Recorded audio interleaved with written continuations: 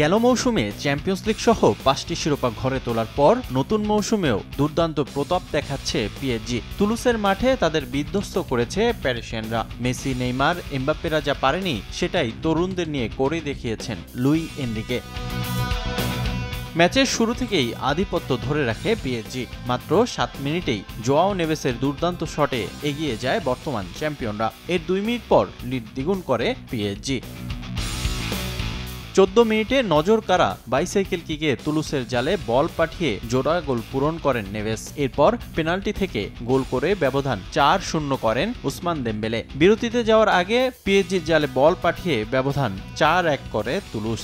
প্রথমার্ধের যোগ করার সময়ে প্রাণটি পায় স্বাগতিকরা, তবে পিএসজি গোলরক্ষকের নৈপুণ্যে ব্যবধান কমানোর সুযোগ হাতছাড়া করে তুলুস।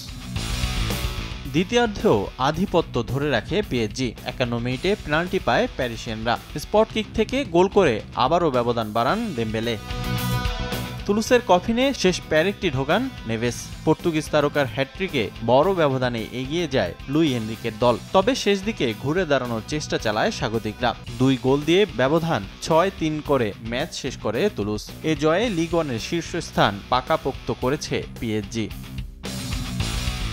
এদিকে লা লিগায় সান্তিয়াগো বার্নাব্যুতে মায়োর্কার বিপক্ষে শুরুতেই কিলিয়ান এমবাপ্পের গোলে এগিয়ে যায় রিয়াল মাদ্রিদ। যদিও অফসাইডের কারণে সে গোল বাতিল হয়, তবে রিয়ালের মাঠে সবাইকে চমকে দিয়ে ১৮ মিনিটে লিড নেয় মায়োর্কা।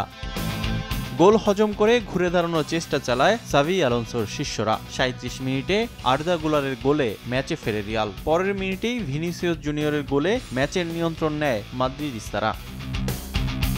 প্রথমার্ধের যোগ করার সময়ে মায়োর্কার জালে আবারও বল পাঠান এমবাপ্পে, তবে ভিআরিতে সেই গোলও বাতিল হয়। দ্বিতীয়ার্ধে আর কোনো গোল না হয় ২-১ গোলে জয় নিয়ে মাঠ ছাড়ে রিয়াল। এ জয়ে টেবিলের শীর্ষস্থান দখলে নিয়েছে লস ব্লাঙ্কোস।